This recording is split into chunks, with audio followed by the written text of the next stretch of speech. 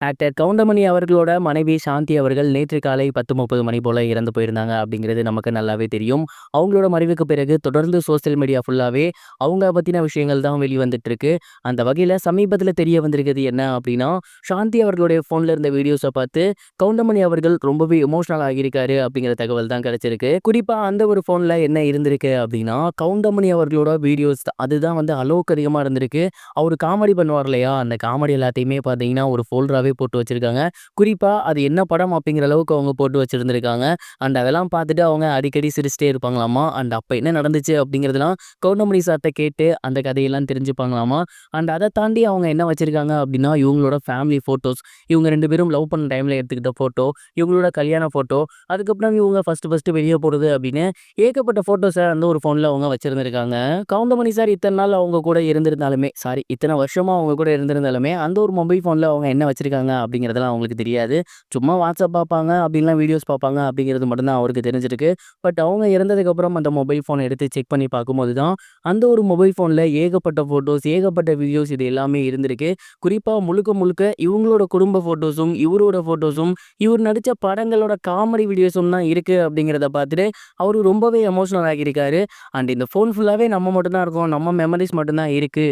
இப்படி இத்தன வருஷமா ஒண்ணா இருந்துட்டு, இத்தன வருஷமா கூட இருந்துட்டு, இப்படியாப்பட்ட ஒரு மனைவி இப்ப நம்ம கூட இல்லையே அப்படின்னு அவரு ரொம்பவே எமோஷனல் ஆகி கதறி அழுதுருந்திருக்காரு. அண்ட் அதுக்கப்புறம் அவங்களோட பொண்ணுங்க தான் அவர சாந்தப்படுத்தியிருக்காங்களாமா. அண்ட் இந்த ஒரு இன்சிடென்ட் நேத்து இரவு நடந்திருக்கு அப்படின்னும், இத பார்த்து எல்லோருக்குமே அங்க இருந்தவங்களுக்கு மிகப்பெரிய அளவுல கஷ்டமாகியிருக்கு அப்படிங்கிறதும் தெரிய வந்திருக்கு. கண்டிப்பா மனைவியோட மறைவு அப்படிங்கிறது எல்லா கணவன்களுக்கும் மிகப்பெரிய ஒரு கஷ்டம் அப்படிங்கிறதுல எந்த ஒரு சந்தேகமும் கிடையாது. அண்ட் அதே தான் நம்ம கவுண்டமணி சாருக்கும் நடந்திருக்கு. இத தொடர்ந்து இவர பத்தி இன்னும் நெறைய விஷயங்கள் வெளிவந்துட்டு இருக்கு. அந்த வகையில சமீபத்தில வெளிவந்திருக்கிறது என்ன அப்டின்னா, பிரபல டைரக்டரான கே.எஸ். ரவிக்குமார் அவர்கள் இவரோட நெருங்கிய சொந்தம் அப்படிங்கிறது சமீபத்தில வெளியாகி எல்லோருக்குமே மிகப்பெரிய ஒரு ஷாக்கிங்க ஏற்படுத்தியிருக்கு. "என்னப்பா சொல்ற? அப்படியா?" அப்படிங்கிற மாரி தான் இருந்துச்சு. சமீபத்தில கே.எஸ். ரவிக்குமார் அவர்கள் இவரோட வீட்டுக்கு வந்து தன்னோட கண்ணீர் அஞ்சலிய செலுத்தியிருந்தாரு. வெளியில வந்து அவரு இன்டர்வியூ ஒண்ணு குடுத்திருந்தாரு. அப்ப அவரு என்ன சொல்லியிருந்தாரு அப்டின்னா, கே.எஸ். ரவிக்குமார் அவர்கள ஒரு டைரக்டரா உங்களுக்கு தெரியும். பட் இவரோட உறவினரா உங்க நெறைய பேத்துக்கு தெரியாது. கவுண்டமணி சார் எனக்கு மிக நெருங்கிய உறவினர். ஒரு முறை ஷூட்டிங் போய்க்கிட்டு இருக்கப்ப அவரு வந்து, "என் பொண்ணுக்கு பையன் பார்க்கணும். அதுவும் இந்த மாதிரியான ஆட்கள் தான் பார்க்கணும்." அப்படிங்கிற மாரி சொல்லியிருந்தாங்க. நான் தான் என் சொந்தத்திலிருந்து எங்க மாமா பையன எடுத்து குடுத்தேன். அண்ட் அந்த பையன் தான் என் கவுண்டமணி சாரோட முதல் பொண்ணோட கணவர்.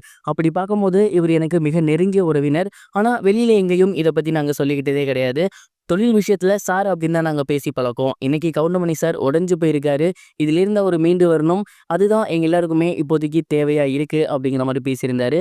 அண்ட் இந்த ஒரு விஷயம் இப்போ சோசியல் மீடியால ரொம்பவே வைரலா போய்க்கிட்டு இருக்கு. இதுவரைக்கும் கனெக்டிங் டிவிக்கு சப்ஸ்கிரைப் பண்ணனா மறக்காமல் சப்ஸ்கிரைப் பண்ணிக்கங்க. உடனடி அப்டேட்ஸ் பெறுவதற்கு நோட்டிஃபிகேஷன் பெல்லையும் கிளிக் பண்ணிக்கங்க.